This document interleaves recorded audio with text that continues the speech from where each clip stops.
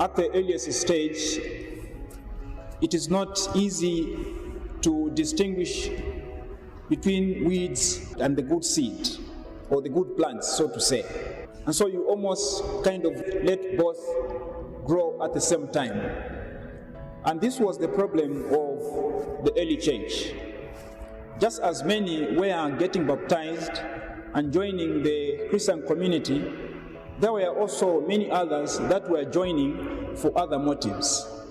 Those were referred to as the bad seeds, as the bad seedlings, or as the weeds. And so, from that early stage, it was not easy for the church to distinguish between who was in the Christian community genuinely and who was not. Because those that were not were actually influencing the others, the good ones, to be bad seeds or to be bad plants in the community. But they couldn't tell who was who and what was what, because the church was just starting. And so it was as if the church was saying, let the weeds and the good plants grow together. But it is not up to the church to draw a line between what is bad and what is good. Judgment is left to God.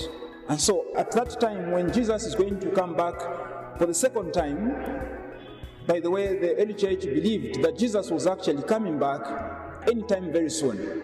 So Jesus was going to come as and be the just judge. He was going to come and separate the weeds from the good plants. So the church was not a judge, and she didn't want to make herself a judge, but that to be left to Jesus when he comes for the second time. The church is not a collection of saints.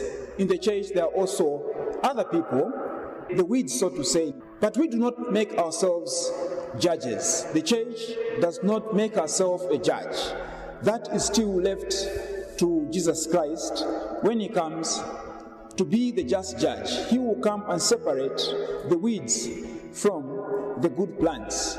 And as we are taught from the gospel, the weeds are going to be thrown into the furnace of fire, be put together and thrown into the furnace of fire. Where do I belong? Where do you belong?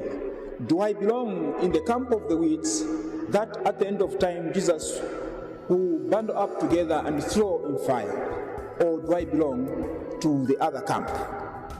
Each one of us knows where they belong.